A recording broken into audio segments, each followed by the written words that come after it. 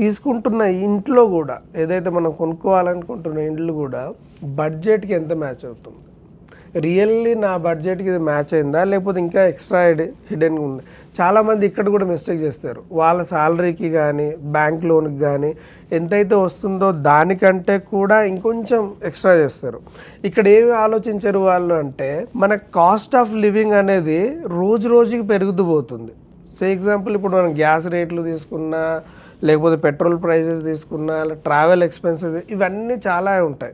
కానీ ఇక్కడ ఇల్లు కొనేటప్పుడు ఎమోషనల్గా ఏం చూసుకుంటాం, ఓకే ఈ ప్రాపర్టీ ఫర్ ఎగ్జాంపుల్ 50 లక్షలు, దాన్నే మైండ్లో పెట్టుకుంటాం. ఇప్పుడున్న ఇంట్రెస్ట్ రేట్ నెక్స్ట్ ఇయర్ ఉంటుందన్న గ్యారంటీ లేదు. సో ఇన్ఫ్లేషన్ వల్ల మళ్ళీ బ్యాంక్ ఇంట్రెస్ట్ రేట్ పెంచింది అనుకోండి, మనకి మళ్ళీ ఈఎంఐ పెరుగుతుంది. కానీ సేమ్ టైం మనకు సాలరీ అంత పెరుగుతుందా అంటే చాలా వరకు ఛాన్సెస్ లేవు, తగ్గుతాయి కానీ పెరిగే ఛాన్సెస్ లేదు. ఈ ఎమోషన్ థింగ్స్ని అస్సలు పట్టించుకోరు. కొనాలి, ప్రెస్టీజ్గా తీసుకోవాలి, లేదా నాకు ఫ్యూచర్గా ఒక ఆధారంగా ఉంటుంది, ఇవే కన్సిడర్ చేస్తారు తప్ప ఇది ఆలోచించరు. సో చాలా వరకు ఇప్పుడు అవుట్కట్స్లో మనం చూస్తున్న ఇష్యూస్ మేజర్గా ఏంటి, ప్రైవేట్ బ్యాంక్స్ కానీ కొన్ని బ్యాంక్స్కి అన్ని డాక్యుమెంట్స్ లేకపోయినా హై రేట్ ఆఫ్ ఇంట్రెస్ట్తో వాళ్ళు లోన్ ఇచ్చేస్తారు.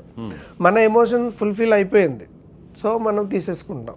తర్వాత ఏమవుతుంది, బ్యాంక్ మనమే ఇబ్బందులు పడాల్సింది, స్తోమత ప్రకారం కట్టలేని పరిస్థితి వచ్చేస్తే అప్పుడు మళ్ళీ ప్రాబ్లమ్స్ ఫేస్ చేయాల్సి వస్తుంది. సో ఈ రిస్క్ అంతా మనం క్యాలిక్యులేట్ చేసుకోవాలి. సో అందుకే ఫైనాన్షియల్ పాయింట్ ఆఫ్ వ్యూలో ఏమంటారంటే మన సాలరీకి మనం తీసుకునే ఫస్ట్ టైం తీసుకుంటున్నప్పుడు ఎప్పుడు మన యొక్క సాలరీని క్యాలిక్యులేట్ చేసుకున్నప్పుడు 30 నుంచి 35% కంటే తక్కువ మన నెట్ సాలరీ నుంచి ఈఎంఐ ఉండాలి.